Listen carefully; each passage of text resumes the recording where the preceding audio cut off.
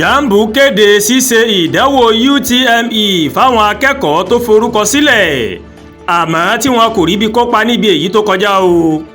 Àjọ tó rí sí ètò ìdánwò sílé ẹ̀kọ́ gíga Joint Admissions and Matriculation Board ó mà ti kéde ṣíṣe ètò ìdánwò UTME míì fáwọn tí kò ríbi kópa níbi ìdánwò tí wọ́n ṣe kọjá o.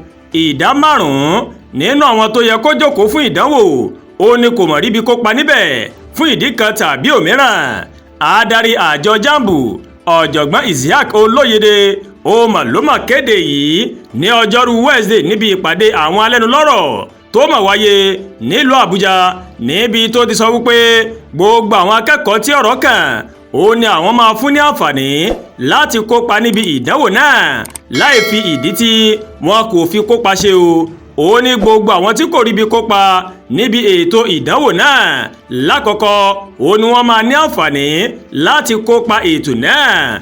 Kì í ṣe ohun tuntun ní gbogbo ibikíbi ní àgbáyé tí akẹ́kọ̀ọ́ kò bá ní àǹfààní láti kópa níbi ìdánwò wọ́n máa ń fún láàyè láti tún un ṣe nígbà tí wọn kò bá tíì sí àǹfààní lò. Ó wá tẹ̀sọ̀ wájú Olóyèdè ó wá tẹpẹlẹ mọ́ pé ìdánwò UTME kì í ṣe ìdánwò láti fi mọ bí akẹ́kọ̀ọ́ ṣe dáńtọ́ tó bí kò ṣe láti fi rí sí ọ̀rọ̀ gbígba àwọn akẹ́kọ̀ọ́ sílé ẹ̀kọ́ gíga èyí tí kò lè gba àwọn akẹ́kọ̀ọ́ náà tán. Nígbà tó ń sọ̀rọ̀ lórí àwọn kan bí wọ́n ṣe ń bu ẹnu àtẹ́lu ètò ìdánwò náà, Olóyèdè ní báwọn kan ṣe ń sọ̀rọ̀ ẹlẹ́yàmẹ̀yà àti bu ẹnu àtẹ́lu ètò àjọ náà kò mọ̀ dára tó.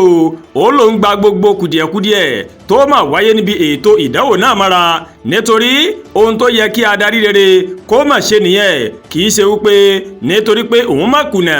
Mi ò mọ̀ pé wọ́n lè máa fojú ẹlẹ́yàmẹ̀yà kán máa fi wo nǹkan tó ṣẹlẹ̀ níbi ètò ìdánwò ọdún yìí. A nílò láti kọjá ìpele bẹ́ẹ̀. Bákan náà ó mà ló mà kan sára sáwọn akẹ́kọ̀ọ́ tó ṣe ìdánwò náà àtàwọn òṣìṣẹ́ Jambu fún ìforítì wọn lásìkò ìpèníjà náà. Ó wá sọ wípé kò sí àkókò fún àwọn àti pé o tí àwọn kò bá tètè kojú ìpèníjà náà ní kíákíá ó mà ṣeé ṣe o káwọn pàdánù àkókò náà. Ó wá fi kọ́rọ̀ rẹ̀ pé láìpẹ́ láì jìnnà ó ní ètò ìdánwò náà ó ló máa wáyé àti pé Jambu ó ní ìfarajì sí ṣíṣe ètò ìgbaniwọlé sílé ẹ̀kọ́ gíga tó gbé oúnjẹ fẹ́gbẹ́ tó sì tún gba àwo bọ̀. Àdúràgbà Olúwatóyìn ló ń kàròyìn sí létí o láti kàn ní Ẹ̀yà Yorùbá World TV. Bẹ́ẹ̀ ṣe ń wò wá ẹ máa bá wa like ẹ máa share ẹ dẹ̀ máa comment. Ẹ má tún gbàgbé o láti bá wa subscribe sórí YouTube channel wa ká wá bá tẹ notification bell láti lè máa wo ètò wa lọ́kọ̀ọ́jọ̀kan tó bá ti gorí ìkànnì yìí. Ẹ ṣé púpọ̀ tẹ́ ń wò wá o, a kú iṣẹ́ látàárọ̀, Elédùà yóò gbàdúrà èmi àti yín o.